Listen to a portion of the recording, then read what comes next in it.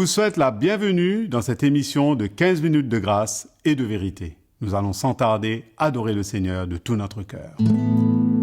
Enseigne-moi toutes tes voies, Seigneur. Enseigne-moi. J'espère en toi, Seigneur. Le cri de mon cœur, c'est de t'aimer et vivre tout près de ta main. Touche ma vie, enseigne-moi. Enseigne-moi toutes tes voies, Seigneur. Enseigne-moi. J'espère en toi, Seigneur. Le cri de mon cœur, c'est de t'aimer et vivre tout près de ta main. Touche ma vie, enseigne-moi. Le cri de mon cœur, c'est de t'aimer et vivre tout près de ta main. Touche ma vie, enseigne-moi. Touche ma vie et enseigne-moi. Allons maintenant écouter la parole de Dieu. Bonjour mes frères et sœurs, une grande joie encore une fois de se retrouver aujourd'hui autour de la parole de Dieu dans cette nouvelle session de 15 minutes de grâce et de vérité. Je vous rappelle que nous parcourons cette série des épîtres de Paul aux Thessaloniciens. C'est lui qui le fera, c'est vrai, c'est lui qui fera et qui complétera cette œuvre merveilleuse. Et pour cela, nous allons lire quelques versets bien encourageants dans les épîtres de Paul aux Thessaloniciens. 3 passages. Premièrement, au chapitre 5 de sa première épître, au verset 23. « Que le Dieu de paix vous sanctifie lui-même tout entier et que tout votre être, l'esprit, l'âme et le corps soient conservés irrépréhensibles lors de l'avènement de notre Seigneur Jésus-Christ. » Nous avions déjà parlé dans une session précédente de ce jour qui nous attend, ce jour merveilleux où nous serons enlevés avec le Seigneur. Et donc, là, l'encouragement de l'apôtre Paul, c'est vraiment d'encourager les Thessaloniciens de prendre ce chemin de sanctification. Nous savons que la parole nous dit que sans la sanctification, personne ne verra le Seigneur.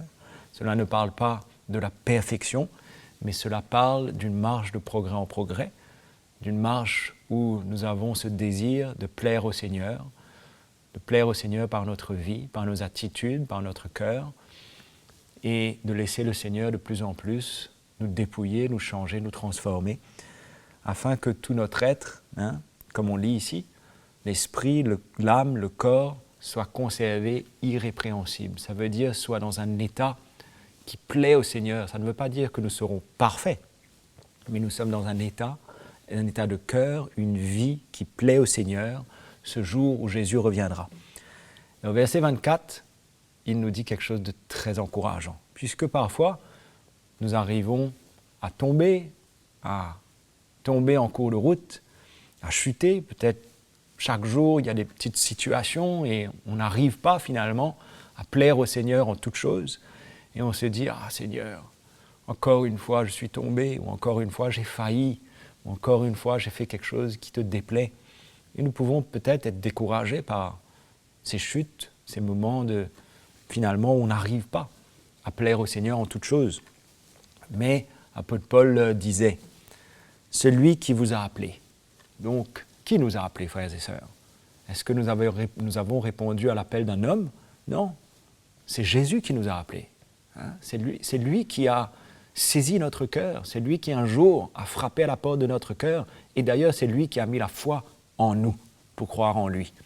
Donc il dit, celui qui vous a appelé, il est fidèle. Et c'est lui qui le fera. J'espère que ces paroles puissent vraiment être ancrées dans notre cœur, afin que nous sachions que c'est le Seigneur qui fait cette œuvre. Nous ne pouvons pas nous changer nous-mêmes. Nous ne pouvons pas non plus changer ceux qui nous entourent. Bien souvent, on aurait aimé peut-être, par nos attitudes, on montre et on démontre que nous voulons que les autres changent. Mais au contraire, nous devons réaliser que c'est Dieu qui change le cœur de l'homme. C'est Dieu qui transforme, c'est Dieu qui est à l'œuvre. Nous pouvons prier, mais nous devons avoir un cœur de grâce et permettre au Seigneur de faire son œuvre dans notre cœur et dans le cœur des autres, et d'être patient, parce que c'est lui qui le fera. N'est-ce pas? Un peu plus loin, à sa deuxième épître aux Thessaloniciens, au chapitre 1, au verset 11, il dit « C'est pourquoi aussi, nous prions continuellement pour vous, afin que notre Dieu vous juge digne de la vocation. » Toujours, il rapproche ça avec le retour de Jésus. La vocation, c'est de marcher d'une manière digne du Seigneur jusqu'à la fin. Et qu'il accomplisse par sa puissance. Donc, il n'accomplit pas cela par les efforts de qui que ce soit, bien que nous soyons appelés à nous conserver purs, à marcher d'une manière digne. Oui, c'est notre responsabilité devant le Seigneur, mais nous avons des appuis. Nous avons le Seigneur et sa puissance, qu'il accomplisse par sa puissance. C'est lui qui l'accomplit. C'est lui qui fait cette œuvre. Tous les desseins bienveillants de sa bonté et l'œuvre de votre foi. Verset 12. Pour que le nom de notre Seigneur Jésus soit glorifié en vous. Donc c'est lui qui accomplit cela afin que le nom de Jésus soit glorifié en nous, se manifeste en nous, que la vie de Jésus se manifeste en nous et que vous soyez glorifiés en lui. Selon la grâce de notre Dieu et du Seigneur Jésus-Christ. C'est selon sa grâce. Donc c'est par sa puissance et c'est selon sa grâce. Ce n'est pas avec nos efforts. Encore une fois, nous ne pouvons pas nous changer nous-mêmes. C'est rassurant, puisque tout ce que nous avons besoin de faire, c'est de le suivre, c'est de porter notre croix, c'est d'être déterminé dans notre cœur, de mourir à nous-mêmes, de nous dépouiller des œuvres de la chair et du péché. Et le reste, c'est le Seigneur qui le fera. Le reste, c'est le Seigneur qui déposera en nous ce qu'il a besoin de déposer. Et c'est le Seigneur en nous, son œuvre, sa puissance et l'œuvre et la puissance de sa grâce qui se manifestera en nous pour nous changer. Dans 2 Thessaloniciens chapitre 3, verset 3, il dit « Le Seigneur est fidèle, il vous affermira et il vous préservera du malin. » C'est incroyable que plusieurs reprises dans ces épîtres de Paul aux Thessaloniciens, il leur rappelait. Il leur rappelait que c'est Dieu qui allait faire l'œuvre. Certainement que peut-être les Thessaloniciens avaient besoin d'entendre cet encouragement. Mais nous savons que tout ce qui a été écrit a aussi été écrit pour nous aujourd'hui. Et toutes ces années, tous ces siècles qui ont passé, où la parole de Dieu a été écrite pour tous les chrétiens, pour tous ceux qui le rencontrent et tous ceux qui le connaissent et qui marchent avec lui, afin que nous soyons encouragés à réaliser que Jésus est fidèle. Pourquoi il est fidèle? Parce que c'est lui qui a accompli cette œuvre et qu'il est fidèle pour l'accomplir parfaitement pour le jour de son retour et de son avènement. Il va nous affermir et il va nous préserver du malin. Ça ne veut pas dire que parfois, nous ne pouvons pas être tentés et que nous faillissons. Nous sommes tentés par le malin, par notre chair, et ça nous arrive d'être tentés au-delà de nos forces, même si Dieu nous dit qu'il ne va pas nous tenter au-delà de nos forces, il ne permettra pas, mais là, notre chair prend le dessus, et nous arrivons à tomber, nous arrivons à ne pas résister au malin, et nous tombons, mais ça ne veut pas dire que Dieu ne va pas nous préserver du malin. Dans une situation en particulier, nous sommes tombés, mais Dieu, quand on se repent, il nous relève et dans le temps, nous allons voir que Dieu va nous préserver du malin. Il va avoir le dessus. Et de plus en plus, nous sommes changés et libérés et nous arrivons à résister de plus en plus à toutes ces sollicitations de notre chair et toutes ces tentations que le diable pourra peut-être mettre sur notre route. Et d'ailleurs, dans 1 Pierre chapitre 5, verset 10, il dit le Dieu de toute grâce, qui vous a appelé en Jésus-Christ à sa gloire éternelle, donc encore une fois, il nous a appelés à cette gloire éternelle qui nous attend, après que vous aurez souffert un peu de temps. Donc il y a un temps pour tout, il y a un temps de souffrance, pourquoi? Parce qu'il y a des situations dans la vie que nous avons à supporter, endurer, et nous avons aussi notre chair, les combats de notre chair, nous avons les tentations qui sont autour de nous dans ce monde, qui augmentent de plus en plus dans un monde rempli de péchés, d'iniquités, de ténèbres. Donc, il y a une souffrance parce que nous sommes environnés d'un état de péché qui est là, qui nous oppresse, mais nous arrivons de plus en plus à sortir de là, réalisant que Jésus nous fortifie, il nous rend libres, il nous détache. Et il dit, il vous perfectionnera lui-même. Encore une fois, c'est lui qui va le faire, il va nous perfectionner. Ça veut dire, il va nous rendre libres, il va nous rendre de plus en plus parfaits. Comme Jésus est saint, il nous rend de plus en plus saints. Il continue, il dit, il vous affermira. Encore une fois, il vous fortifiera. Nous ressentons que plus nous grandissons avec le Seigneur, plus nous sommes établis, affermis, fortifiés pour résister au malin, pour résister à notre chair et pour rester de plus en plus saints, comme le Seigneur veut que nous soyons saints. Et il vous rendra inébranlable, l'apôtre Pierre nous dit. Inébranlable, ça veut dire que de moins en moins, nous faillissons. Nous sommes de plus en plus établis. L'apôtre Paul dit aux Romains, au chapitre 16, au verset 25, « À celui qui peut vous affermir, il le peut et il le fera. » Il peut le faire. Il dit « selon mon évangile ». C'est vrai que l'évangile est puissant. L'évangile est puissant, frères et sœurs. C'est la puissance de l'évangile qui vient pour nous rendre libres et pour nous affermir de plus en plus et nous établir en Jésus. Donc il dit à celui qui peut vous affermir selon mon évangile et la prédication de Jésus-Christ. La prédication du message de l'évangile est puissant pour nous affermir et nous établir.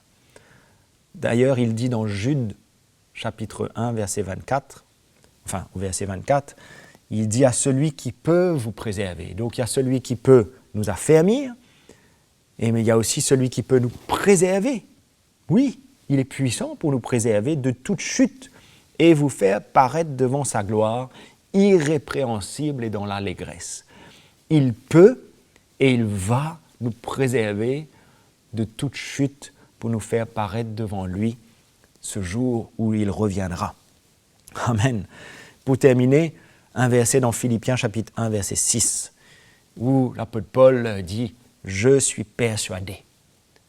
Et allons être encouragés par cette parole. Nous sommes persuadés, nous savons, comme Paul, que celui qui a commencé en nous cette bonne œuvre, il la rendra parfaite pour le jour de Jésus-Christ. Frères et sœurs, soyons encouragés par cette certitude que si nous marchons avec Jésus de tout notre cœur, avec nos faiblesses, avec ces moments où de temps en temps nous faillissons, mais soyons encouragés, assurés, que si nous gardons ce bon cœur pour suivre le Seigneur, pour porter notre croix tous les jours, pour nous identifier à ses souffrances, à sa mort, frères et sœurs, nous aurons part à ce grand jour que sera la résurrection et l'avènement du Seigneur. Ce jour, la résurrection des morts et l'avènement du Seigneur où nous qui sommes vivants, ceux qui seront vivants seront enlevés avec le Seigneur.